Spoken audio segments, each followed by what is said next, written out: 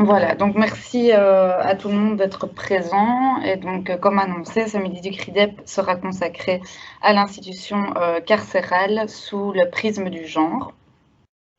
Et donc, c'est sur base d'une analyse documentaire qu'on va tenter de déconstruire un petit peu l'idée d'un féminisme qui se limiterait seulement à l'étude de la condition des femmes et tenter de déconstruire l'idée des hommes comme une masse uniforme de dominants, en s'intéressant aux conséquences de l'ordre de genre sur les hommes incarcérés pour proposer ensuite une grille de lecture des masculinités carcérales.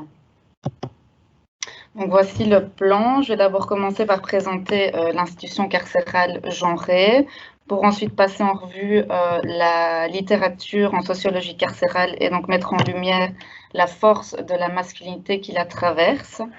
Ensuite, je vous proposerai de découvrir un courant des études de genre qu'est l'étude féministe des masculinités.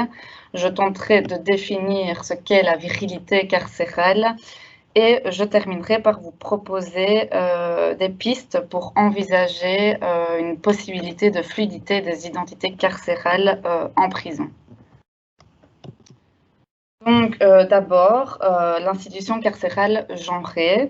L'institution carcérale, elle répond aux caractéristiques d'une institution totale. Ça signifie que les personnes qui sont détenues, donc les reclus, sont soumis à un même traitement, dans un même cadre et sous une même autorité, ce qui vient inhiber tout trait de leur personnalité et dans le but de répondre à un objectif institutionnel de neutralité et d'objectivité. Cependant, les études de genre viennent bousculer cette affirmation qui laisse croire à un régime dont le genre serait neutre, et de nombreux auteurs viennent ainsi soutenir que l'institution carcérale n'échappe pas à une structure de genre, puisque l'ensemble des institutions publiques est en réalité historiquement et idéologiquement sous-tendu par le patriarcat, et la prison n'y fait pas exception. Donc, je vais vous proposer avant tout un petit détour par les études de genre, qui constitue un champ de recherche qui prend pour objet les rapports sociaux et qui va s'intéresser à diverses disciplines, aujourd'hui la criminologie et la sociologie carcérale. Alors, le genre, donc je vais vous donner 3 petits éléments de définition pour ensuite les détailler. Le genre est à la fois une construction sociale, un processus relationnel et un rapport de pouvoir. Donc, contrairement au sexe biologique, que nous nommerons le sexe femelle ou le sexe mâle pour éviter toute confusion, le genre est le produit d'une construction sociale. Cet élément de définition repose sur une perspective que l'on nomme constructiviste.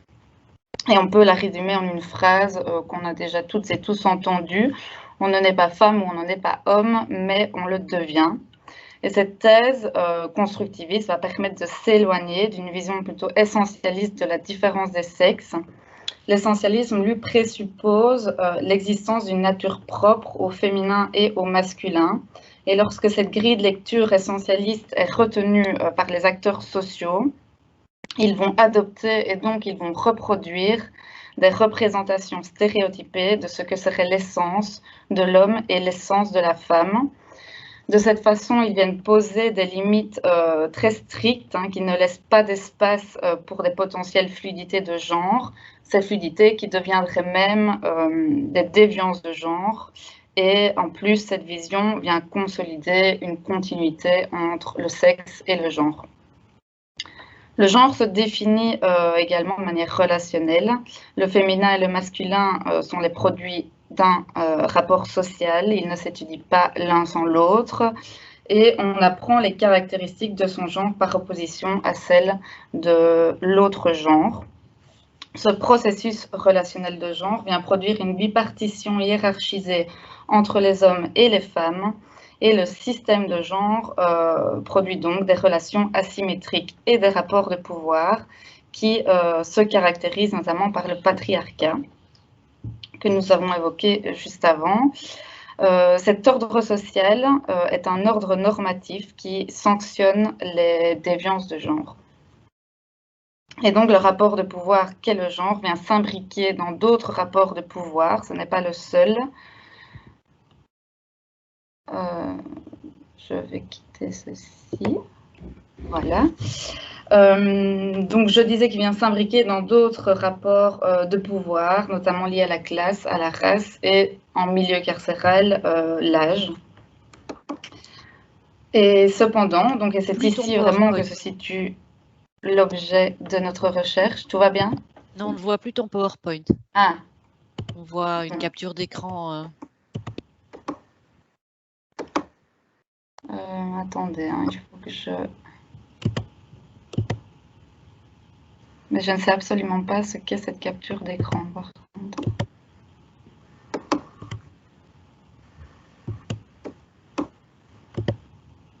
Est-ce que ici ça fonctionne? Voilà, c'est parfait. Ok, super.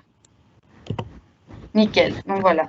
Donc je reprends les rapports de pouvoir, qui est le genre qui vient s'imbriquer dans d'autres rapports de pouvoir comme la classe, la race, l'âge.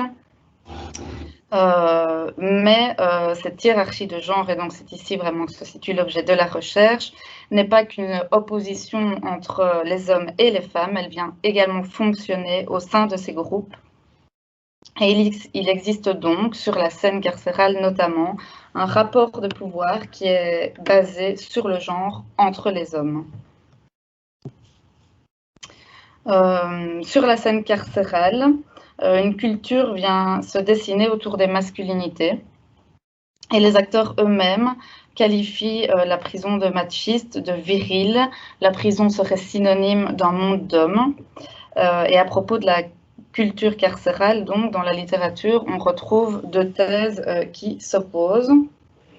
Donc la première vient considérer la prison comme une organisation sociale et il en ressort que l'ensemble des détenus partagent une même culture. Cette culture serait spécifique et unique au monde carcéral.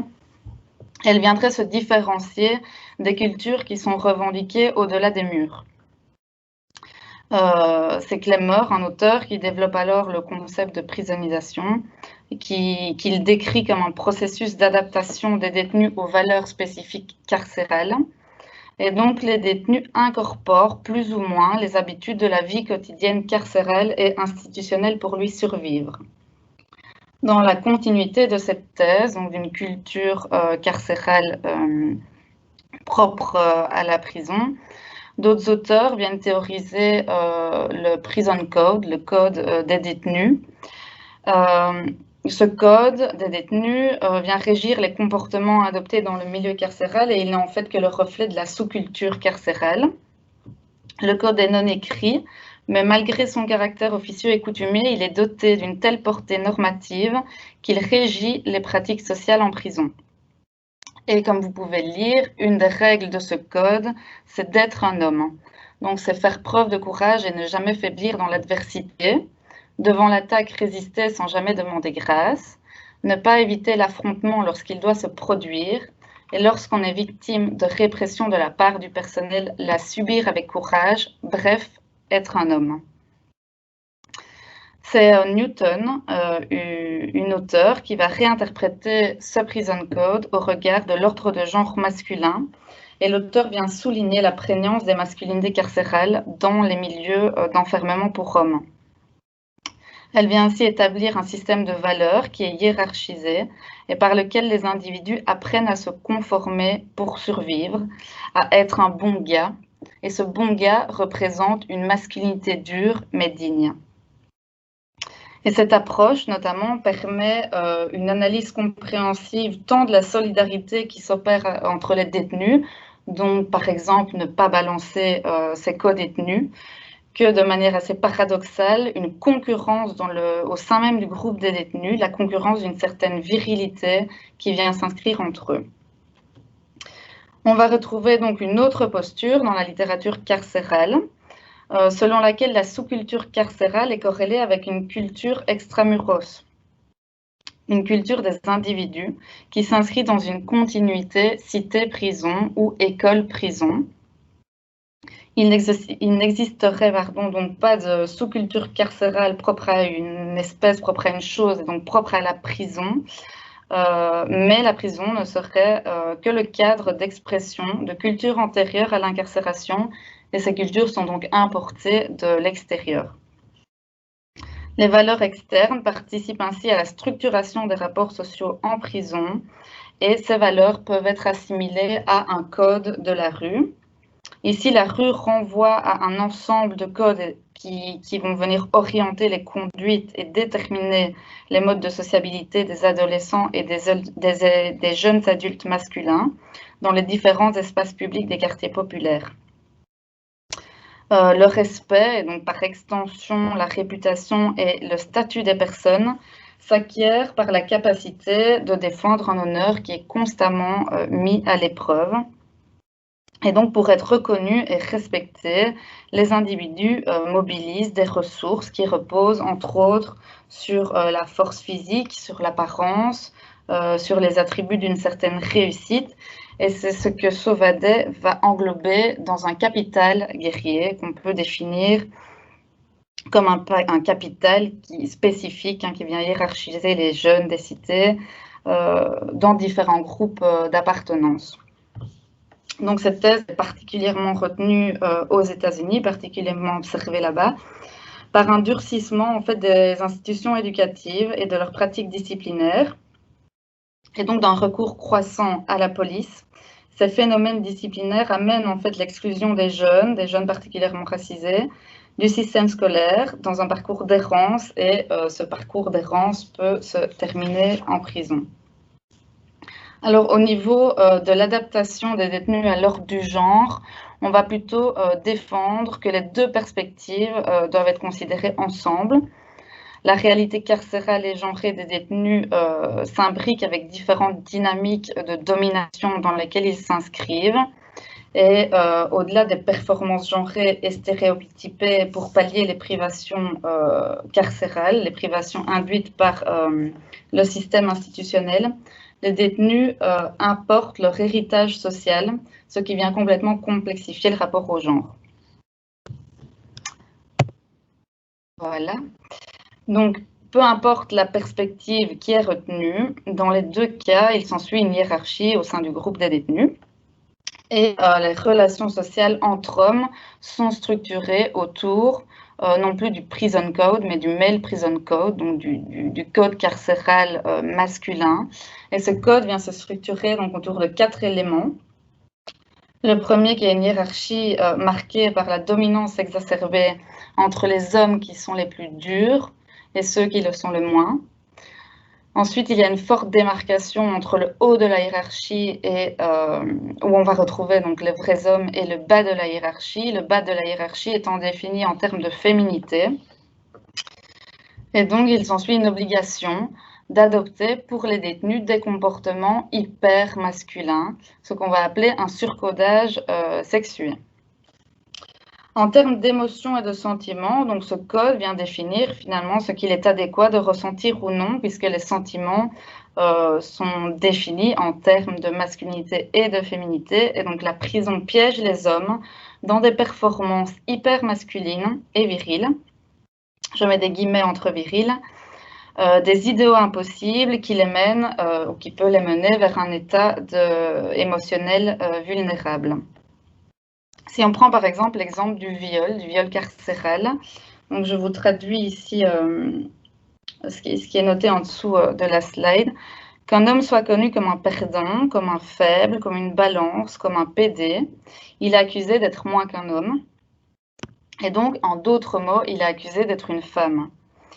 Quand un homme en bat un autre, quand un homme sodomise un autre homme, le message est assez clair. Moi, l'homme dominant, j'ai le droit et j'ai le pouvoir de t'utiliser sexuellement, toi le perdant, comme si tu étais ma femme et mon esclave. Et c'est d'ailleurs des mots qu'on retrouve dans le milieu carcéral, esclave, boniche aussi.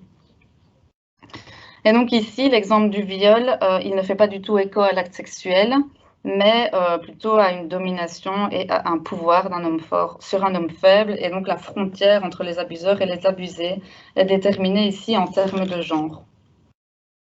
Donc adopter une identité hyper masculinisée devient en fait une stratégie de survie au monde carcéral, mais également un artifice identitaire qui va permettre aux détenus d'acquérir un statut et donc d'acquérir une certaine reconnaissance de ses pairs et du personnel également.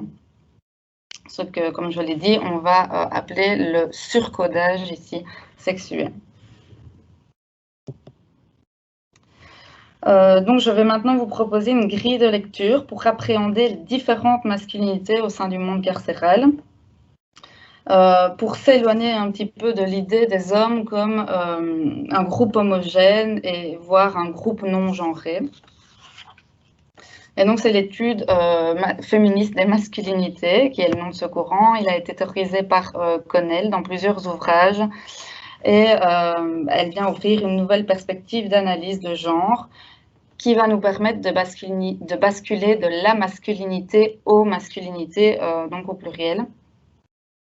Et Connell structure la pratique sociale autour de systèmes dynamiques de construction et donc de contestation d'une multiplicité de masculinité et de féminité. Elle approfondit les rapports de genre en analysant d'une part la domination généralisée des hommes sur les femmes et d'autre part des rapports spécifiques de domination et de subordination entre les groupes des hommes. Et donc, elle vient confirmer une hiérarchie au cœur même des masculinités qui est gouvernée par une masculinité idéale qu'elle appelle la masculinité hégémonique. Connell vient définir donc cette masculinité hégémonique comme la configuration de pratiques de genre qui incarne la réponse donnée à un moment donné. Donc ici, elle met bien en évidence la notion d'historicité et de temporalité. Et donc une réponse au problème de la légitimité du patriarcat. En d'autres termes, la masculinité hégémonique est ce qui garantit, ou en tout cas ce qui est censé garantir, la position dominante des hommes et la subordination des femmes. Donc par cette définition de la masculinité hégémonique, elle devient une figure soutenue, une figure valorisée par les structures patriarcales, qu'elles soient publiques ou qu'elles soient privées. Elle n'est cependant pas incarnée par la majorité des hommes, ça c'est assez important, puisqu'elle est représentée par un très faible pourcentage d'individus. Elle est même représentée parfois par simplement des figures fictives ou des figures mythiques. Et donc, comme je vous l'ai déjà dit, et c'est assez important, ça permet vraiment de passer d'une masculinité à plusieurs masculinités. Et dans le paysage des masculinités qu'elle dessine, l'auteur distingue trois masculinités subordonnées. Donc la première, c'est les masculinités complices, qui participent à l'hégémonie, mais qui ne la réalisent pas pleinement et donc qui ne bénéficient pas totalement des privilèges qui en découlent. Et donc ici, on va retrouver des personnes qui aspirent à une masculinité hégémonique sans jamais l'atteindre. On a ensuite les masculinités marginalisées. Donc, c'est des masculinités qui sont soumises à l'emprise de la masculinité hégémonique parce qu'elles interagissent avec un ordre de classe ou un ordre ethnique non hégémonique. Et donc, on voit ici que l'interaction avec les structures de classe et de race crée des relations entre les masculinités. Et l'auteur donne l'exemple des masculinités noires. On retrouve ensuite les masculinités subordonnées qui manifestent des traits assimilables à la féminité. Et on va retrouver ici, par exemple, les masculinités homosexuelles. Alors, cette hégémonie interne aux masculinités, ou cette hégémonie intramasculine, témoigne de variations entre les masculinités et les féminités au fil des contextes dans lesquels elles se rencontrent. Et évidemment, les dynamiques au sein d'un même groupe social, du groupe des hommes, se révèlent particulièrement appropriées lorsqu'il s'agit d'étudier le milieu carcéral qui, rappelons-le, au niveau des détenus est non mixte. Et donc, le contexte de non-mixité de l'institution carcérale vient contribuer à perpétuer les caractéristiques hégémoniques qui sont associées à la masculinité et viennent donc étouffer et marginaliser celles qui sont traditionnellement associées aux masculinités non hégémoniques et ça favorise l'éloignement, voire l'effacement des féminités. Et ça vient évidemment créer une concurrence entre les hommes. Donc je vais ici quand même définir le dividende patriarcal, puisque l'ensemble en fait du groupe des hommes bénéficie néanmoins d'un dividende patriarcal. Et le dividende patriarcal se présente sous la forme du respect, du prestige et du droit à commander. Donc ça signifie que la structure de genre offre aux hommes des avantages substantiels, tant en termes de pratiques sociales que matérielles. Et malgré l'hétérogénéité des masculinités et le positionnement de certains hommes comme féministes, ça vient garantir une forme de domination masculine envers le groupe des femmes. Et c'est notamment par cette justification qu'on ne reconnaît pas une féminité hégémonique. Et donc de nombreux auteurs, particulièrement des auteurs anglophones, puisqu'il aura fallu quand même attendre 10 ans que l'ouvrage sur les études féministes des masculinités soit traduit en français. Mais des auteurs ont déjà mobilisé ce concept dans le cadre d'analyse empirique des pratiques de genre carcéral. Mais au terme des lectures, on regrette que ces auteurs se focalisent uniquement sur la masculinité hégémonique. Et donc, les travaux se concentrent sur les standards normatifs d'hypermasculinité, ce qui soulève quelques réserves, puisque on a un rapprochement d'une définition de la masculinité en rendant compte de ce que les hommes sont ou de ce que les hommes devraient incarner. Et donc, on se rapproche de la perspective essentialiste dont je parlais en début de présentation.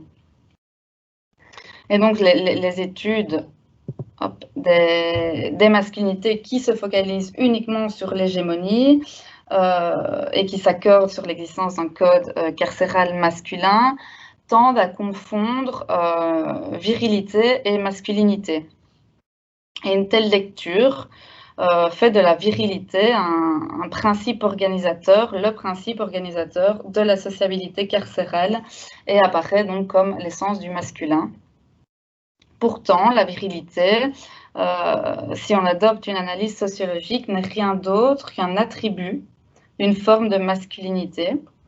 Cette masculinité étant enrichie d'autres attributs socioculturels qui évoluent donc dans le temps et dans l'espace. Et la virilité va être définie comme un ensemble de qualités qui sont culturellement attribuées à l'homme adulte, et pourtant en milieu d'enfermement, qui est un milieu de privation, donc, et qui ne permet pas à sa population de répondre le milieu d'enfermement ne permet pas à sa population de répondre aux exigences donc, de virilité. On va prendre l'exemple de la vigueur, de la puissance sexuelle et reproductive, qui est très largement limitée en milieu carcéral, donc qui n'est pas inexistante, mais très contrôlée. Pour pallier à ces manques donc de puissance sexuelle, qui est un attribut, qui est une définition de la virilité, le détenu va venir surinvestir d'une manière complètement exacerbée l'exercice de sa force, l'exercice de son physique et donc de sa violence. Et donc en fait la violence vient symboliser le pouvoir dans un environnement où les détenus n'ont pas d'autre possibilité de l'exercer. La violence devient donc le seul capital mobilisable permettant le gain d'un dividende patriarcal que nous nommerons donc ici virilité, et de s'inscrire donc dans des espaces monosexués. Nous remettons un peu en cause le fait que la virilité soit le principe organisateur donc, de la sociabilité, puisqu'il s'agirait plutôt de son actualisation sur la scène carcérale, prenant différentes formes de violence, et donc partant d'une préparation physique exagérée et d'un surinvestissement du sport, par exemple, pour se préparer à un éventuel affrontement, et allant jusqu'aux violences sexuelles. Donc ici, je vais vous proposer une voie d'entrée qui va permettre de mettre en lumière les potentielles fluidités de genre carcéral au regard d'une géographie de l'institution. Donc, comme je viens de vous l'exposer, les détenus sont soumis à se conformer aux injonctions genrées telles que définies dans le Prison Mail Code. Et ce surcodage sexué n'est pas homogène et il varie selon que les individus se trouvent dans un endroit ou dans un autre dans la prison. Et donc ici, c'est le cadre d'analyse interactionniste qui a été construit par Goffman, qui nous apparaît particulièrement intéressant pour appréhender l'ordre social et genré carcéral, puisque selon cette approche dramaturgique des interactions, l'entrée sur la scène carcérale va demander à l'individu d'adapter ses performances en adéquation avec les attentes carcérales dans les divers espaces de détention, comme un peu un jeu théâtral, suivant que les espaces soient plus ou moins définis comme des espaces masculins. Et donc, le détenu adopte dans les espaces qu'il considère comme publics une façade sociale qui va répondre aux injonctions d'hypermasculinité. Et dans les espaces qu'il considère plutôt comme privés, même s'il y en a peu en prison, une façade personnelle qui va laisser une possibilité ici d'expression de ses sentiments, de ses émotions, même si il s'avère contraire à la culture ou à la sous-culture carcérale. Et donc, en fait, la façade sociale n'est rien d'autre qu'un moyen pour l'individu de se protéger de l'environnement hostile duquel il ne peut pas s'échapper, juste en répondant aux impératifs genrés. La configuration architecturale de la prison vient donc accentuer le codage sexué, puisque la majorité des espaces, comme je le disais, offrent en spectacle les moindres faits et gestes des détenus, tant à ses co-détenus qu'au personnel pénitentiaire, et ça se joue parfois de manière indirecte par des caméras de surveillance, par exemple. Et la cartographie de l'espace carcéral, ici, devient vraiment un facteur déterminant dans l'organisation des pratiques sociales des détenus. On découvre une géographie interne du régime dans laquelle les détenus évoluent, et dans laquelle les détenus évaluent leur propre sentiment de sécurité au regard des événements carcéraux pour évaluer le degré de dévoilement public de leur identité privée. Et donc, si on étudie les façades publiques et privées en parallèle avec le code masculin des détenus et ce qu'il est adéquat de ressentir ou de ne pas ressentir, il existerait une géographie émotionnelle de la vie carcérale. Et l'espace n'est donc plus simplement architectural, mais les sections, les ailes, les cellules, toutes les aires en fait qui composent la prison sont porteurs de sens, et ces lieux abritent et cultivent des pratiques sociales genrées et induisent des sentiments particuliers. Une perspective spatiale, comme nous venons de vous l'expliquer, en sociologie carcérale, va permettre de faire évoluer la façon dont la nature de la vie carcérale genrée est appréhendée, puisque certains auteurs, des géographes carcéraux, cartographient la prison en zone émotionnelle et ils mettent en évidence des zones marginales, des zones tampons, telles que par exemple les parloirs. Et ces zones vont permettre de dépasser la simple opposition entre les espaces publics et les espaces privés et vont permettre d'envisager une fluidité de genre et une véritable palette d'expression des masculinités et des féminités, tout en étudiant un cadre carcéral parallèlement aux évolutions des études de genre défendues. Et donc, je vais terminer ici par cette petite conclusion qui est qu'appréhender en fait les rapports de genre en considérant une géographie carcérale de l'intime va permettre d'étudier les comportements des détenus dans les différents espaces de détention, de conceptualiser les processus multiples de féminité et de masculinité, tout en rendant compte du vécu réel des protagonistes et donc en mettant en lumière les résistances potentielles qu'ils mettent en œuvre pour remettre en question l'ordre de genre qui est institutionnellement établi. Voilà, je vous remercie pour votre attention.